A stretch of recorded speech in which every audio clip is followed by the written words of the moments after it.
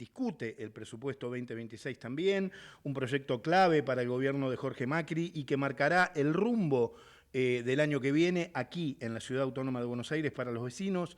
Ya estoy en comunicación con Juan Manuel Valdés, legislador porteño de Unión por la Ciudad. Juan Manuel, bienvenido. Sergio Rosso te saluda aquí en Rosca y Casta. ¿Cómo estás? ¿Qué tal, Sergio? ¿Cómo estás? Mucho gusto. Bien, un placer hablar con vos. Te agradezco mucho la amabilidad de tener estos minutos con nosotros. No, el gusto es mío. A Así ver, que, Juan Manuel, te quiero que nos ayudes a entender, que nos ayudes a qué tenemos que saber con respecto al presupuesto de la Ciudad de Buenos Aires. Sabemos que se discutió en la Comisión de Presupuesto, que al menos fue presentado. Digo, ¿qué balance haces del contenido general del proyecto y del clima político en el que llega la legislatura? bueno, nosotros lo que vemos por todos lados en esta gestión es una falta de planificación, es una falta de criterios que se cumplan en todos los casos.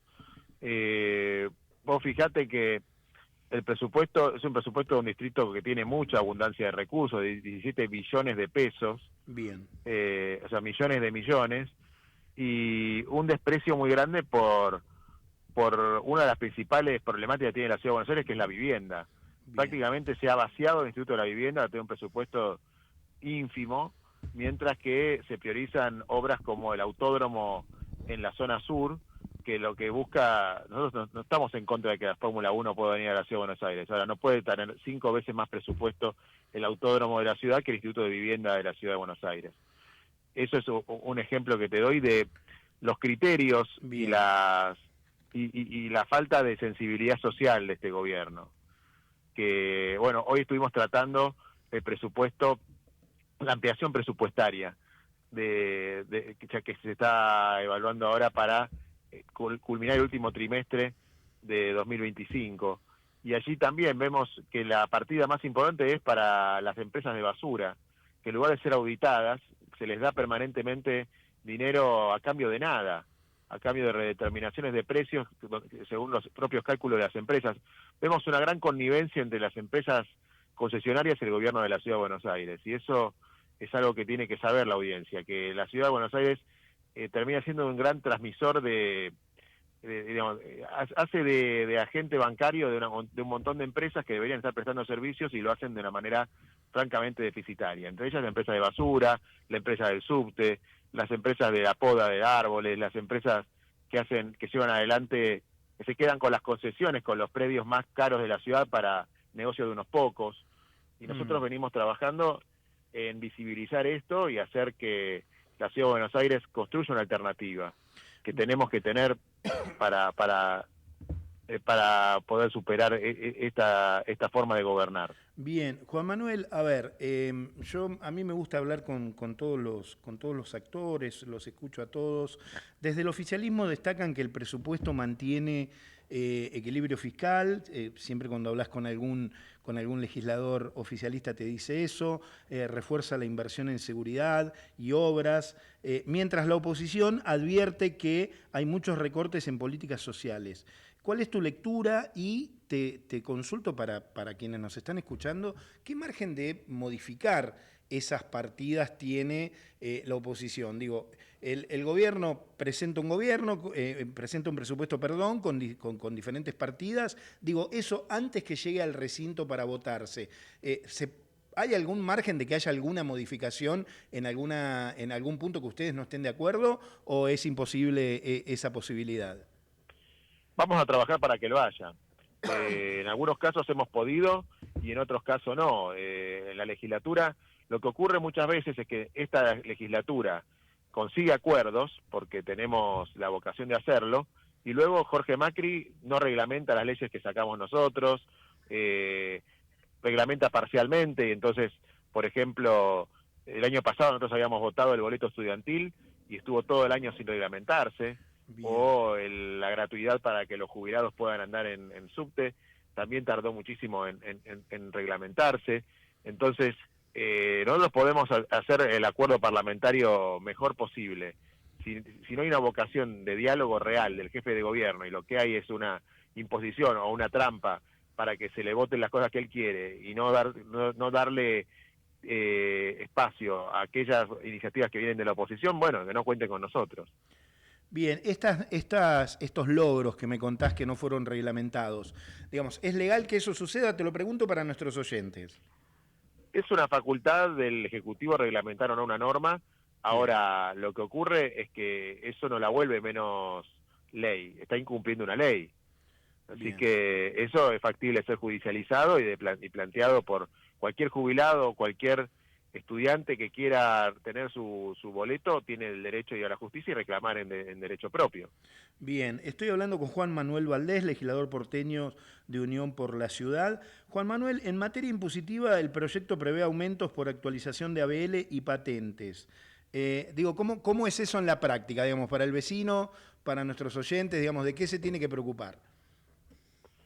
Se tiene que preocupar de... el ABL ahora se discrimina con el inmobiliario, entonces va a haber un cambio en la evaluación de los inmuebles para poder aumentar las alícuotas. Nosotros venimos planteando un esquema que sea mucho más progresivo, donde las casas de menor valor no tengan aumento y que, bueno, que los jubilados no paguen ABL. Venimos planteando una serie de iniciativas para que efectivamente esto no caiga en el bolsillo de los que menos tienen, ¿no? Bien, digamos, hasta no hace mucho, corregime, digo, vos tenés más información que yo seguramente, hasta hace no mucho tiempo estaba evaluado por sectores, digamos, no era lo mismo la zona norte que la zona sur, eso cambió y ahora, según lo que entiendo, va más general, digamos. Sí, según la evaluación fiscal, no según zonas. Ah, bien, bien, bien, perfecto.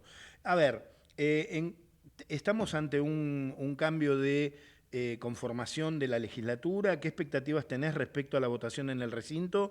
¿Se va a votar antes del 10 de diciembre? ¿Se va a votar después? Digo, ahí hay todo, seguramente, es mi No, opinión. todo el paquete de leyes, la legislatura actual es la que va a votar el presupuesto Bien, y la ampliatoria. Lo que sí ocurre es que a partir de diciembre, yo ya no voy a estar, a partir del 10 de diciembre va a haber un bloque más grande de parte de Unión por la Patria, bien. de Fuerza Patria, que tendremos 20 integrantes contra 17 que tenemos en este momento. Bien, pero vos me estás confirmando, digamos, que los tiempos legislativos se van a votar antes del 10 de diciembre. Eso, en Sí. teoría, decime si esto es así, le convendría al oficialismo, digamos. Sí, sí, puede ser, pero si llegamos a los acuerdos, yo creo que se va a votar antes y también es lógico, porque si no habría que llamar a sesiones extraordinarias después del 10 de Claro, diciembre. claro, te entiendo, te entiendo. Y nunca ha pasado que un presupuesto se vote en extraordinarias. Digo, desde tu bloque, ¿están impulsando algunas enmiendas concretas en algún tema en particular?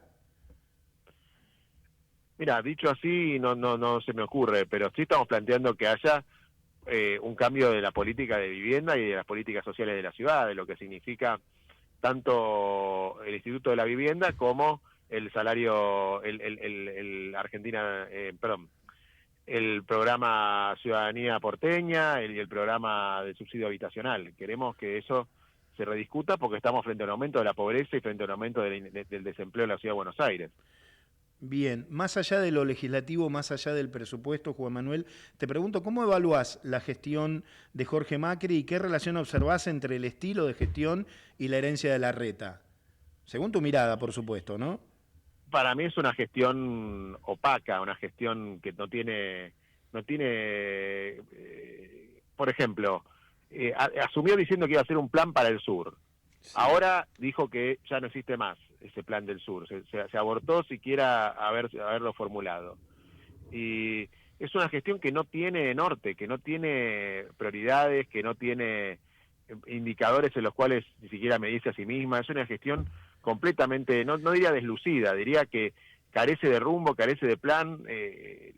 También le toca ser el jefe de gobierno a una fuerza política que está en descomposición nacional. No Claro. es solamente culpa de la gestión de Jorge Macri y la descomposición del PRO, pero te diría que es una gestión que carece de un objetivo concreto. Además, Juan Manuel, esta es mi opinión también, pero digo, con una alianza que daría la sensación que al jefe de gobierno lo deja, ¿no? Medio como patinando ahí, porque no es ni chicha ni limonada, como diría mi abuela. Bueno, él acepta hacer un gobierno con gente que no le da la mano, porque Claro. lo que vimos todo fue un Javier Milei que le negó el saludo en un acto público al jefe de gobierno y sin embargo ellos siguen perseverando con hacer acuerdos con ese sector. Bien. Bueno, los que se deslucen son ellos. Bien, estoy hablando con Juan Manuel Valdés, legislador porteño de Unión por la Ciudad. Juan Manuel, te quería preguntar, a ver, el peronismo atraviesa, corregime si no lo digo correctamente, una interna abierta entre Cristina Kirchner y Axel Kicillof. ¿Cómo la interpretás vos y qué impacto crees que tiene esa tensión en la estrategia opositora a nivel nacional y también si repercute en la ciudad? Yo pienso que las diferencias son lógicas en un momento en el cual uno ha perdido una elección, en este caso hemos perdido dos, 2023 y 2025, y es lógico que haya distintas visiones en ese momento. No me parece que sea dramático, creo que siempre pareció que las cosas se iban terminaban rompiéndose y sin embargo se lograban la unidad.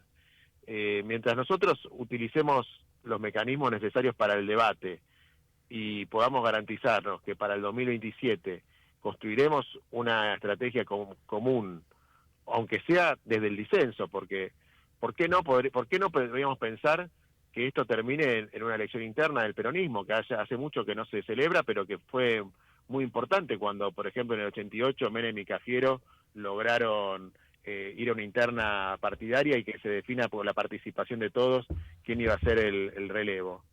En este caso, creo que podríamos trabajar en ese mismo sentido.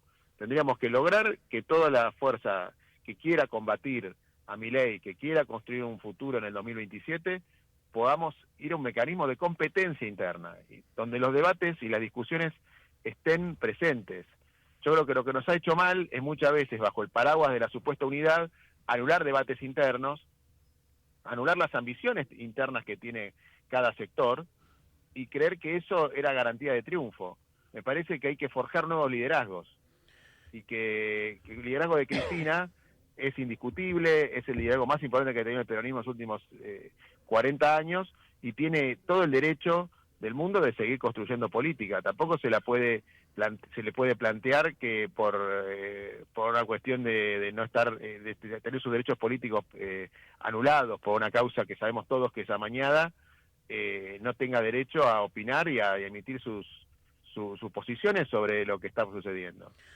Juan Manuel, ¿crees que están dadas las condiciones para esa interna que planteás? Digo, pensando en una alternativa seria del peronismo para el 2027, Milei en definitiva le fue muy bien diciendo basta de kirchnerismo barra peronismo.